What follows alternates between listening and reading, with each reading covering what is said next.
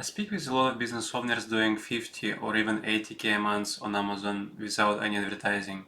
And first of all, it's very impressive. You've built a business with no ads and now you have to protect it.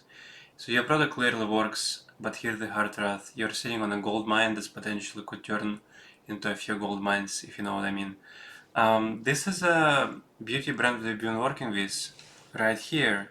Organic sales with advertising, and it's growing fast. So they were doing well organically.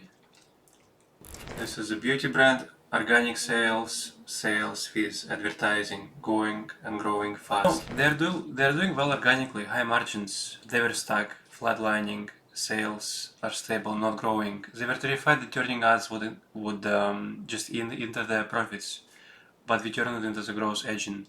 I'll show you exactly how in a minute and look at this trend months over months. They aren't just getting ad sales, the organic sales actually got stronger. So if you rely 100% on organic sales, you're pretty much an algorithm away from losing your entire business. Amazon is constantly shifting stuff around. There is more and more advertising real estate on the first page versus organic real estate. I'll show you the exact system now, how we used it to turn this 50K brand into a 100K brand using nothing but Amazon PPC. As a brand who relies heavily on organic sales, why would I pay for my own keywords where I already rank organically well? So in a sense you're right, but there is also a gazillion of other keywords that are non-branded and you can take a lot of advantage using advertising. But you also need to change your mindset about Amazon. It works as a flywheel. When you pay for a sale, you aren't just buying that one customer, you are also buying the sales velocity. Now, it is not as important on your branded keywords, and you can verify if you are truly owning them by going to brand analytics here. For this brand in particular, most of the branded keywords are being owned by them at 100% of the purchase share. So that is not the low-hanging fruit, right? The low-hanging fruit is any non-branded keywords where you rank 15 to 50, etc. So kind of middle of the page one, and you're using the advertising to increase the sales of these keywords, thus pushing the organic rank. That is the real deal. So the ads, they are not a tax to your business.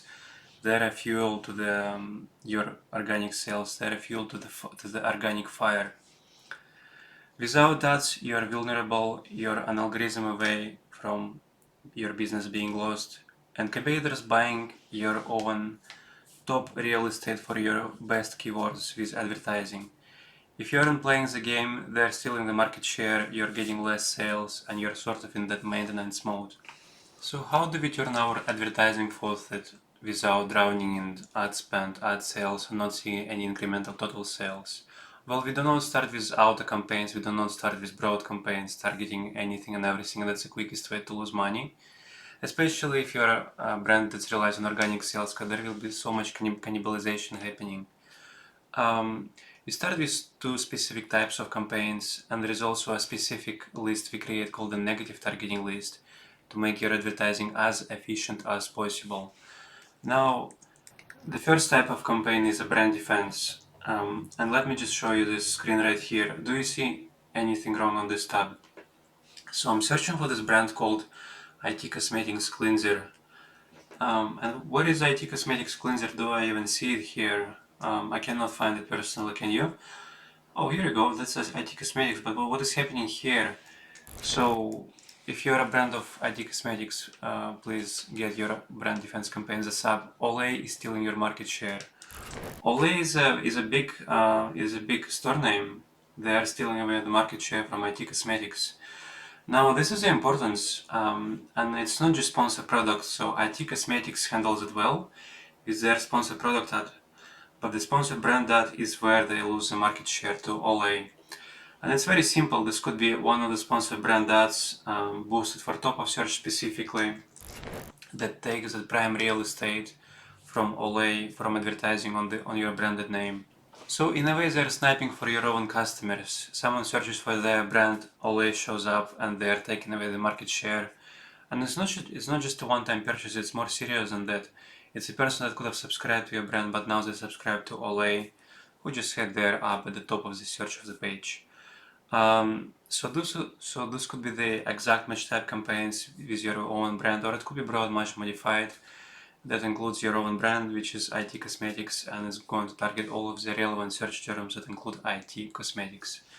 And you're a bit high, don't worry about bidding high on branded traffic, because typically it converts very well. And it's a cheap traffic and it protects your 50k base.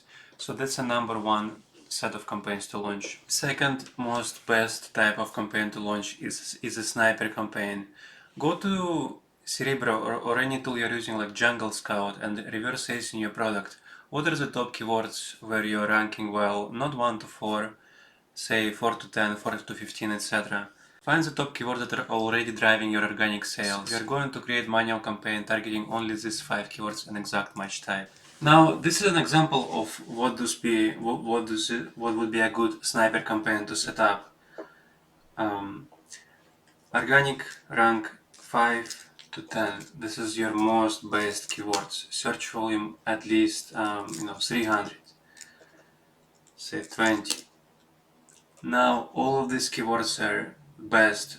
So given that this brand is already running some advertising, you can see some of these keywords, they are not even targeted. Organic rank 14, 16, 16, 17, 18. So this is where the sniper campaigns comes in handy. We take advantage of where you already rank not super well, middle of page 1, we use advertising to boost it even more.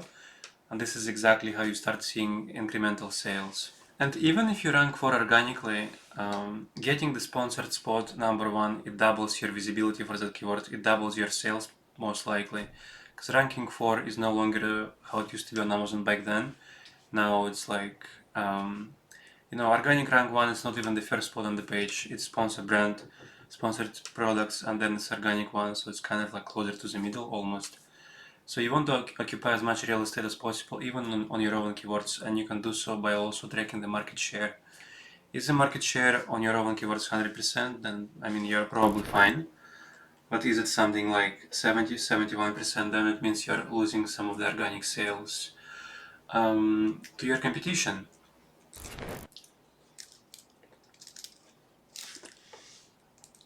Now, this is probably the most important part of the video, the negative targeting list.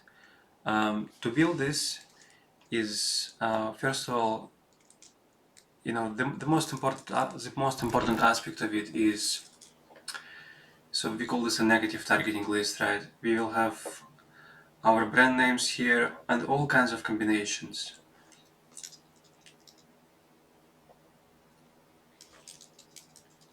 Okay, I'm just gonna re-record part for negative targeting list, don't include the previous part.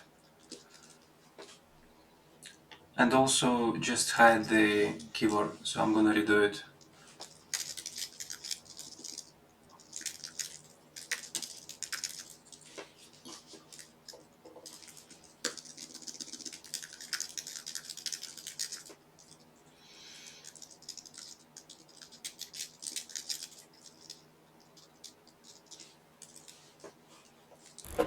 Now, probably most important part of the video, you're an organic brand that's relying heavily on organic sales.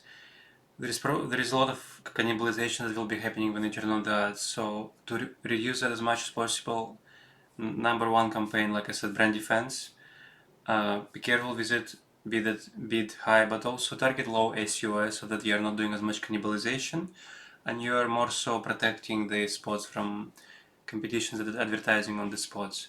Second one is, like I said, anything where you rank 4 to 20 or even 1 to 4, just making sure that you're also bidding low ACoS targeting low ACoS depending on the organic spot. If it's something like 20, usually the target ACoS will be higher. If it's something like 1 to 4, you generally want to be at a lower ACoS target to avoid cannibalization. Now, the list that you should be building is called negative targeting list, and that's just your own brand. So in the previous example we spoke about IT cosmetics. So meaning any search term that includes IT cosmetics together, misspelling IT, by design that will be their own branded search, it will have a different intent, high conversion, etc. So we need to negative phrase it out of all of our campaigns except branded campaigns. And I also like to talk about what is like a good naming convention. The most important aspect of it is that you can identify and you can separate branded and non-branded traffic. Your non-branded traffic campaigns, they exclude your branded searches, all negative phrase all the time. We do it to optimize the PPC better, to better allocate our traffic across campaigns. And your branded campaigns, obviously don't negate them, and we use these branded campaigns just for pure defense. Target low ACoS, like I said, etc. How do we budget the advertising so we don't lose money? How do we budget so we are conservative, we are getting as much incremental sales as possible? For an organic heavy brand, we use dynamic bids only. Now, for 99% of the accounts I manage, it's fixed bids. It's a business where we are dialing that bid really accurate on the placement. For a downbid mode only, it's more of conservative. It kind of tells Amazon if this person is unlikely to convert, lower my bid. So this is an option in Ads Manager. Like I said, this is what I use most of the time, fixed bids. But for a brand that relies heavily on organic sales, you'd probably want to start here.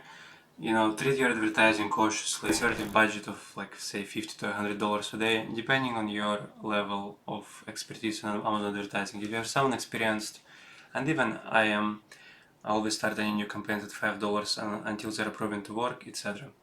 So we aren't trying to blast the market yet. We are really dialing in on these incremental sales that we would otherwise never received have we not turned on the advertising. Now, how do we make sure that we are not cannibalizing our own sales? How do you know it's working and you're just not paying for free sales you would otherwise go on when people just search for your products?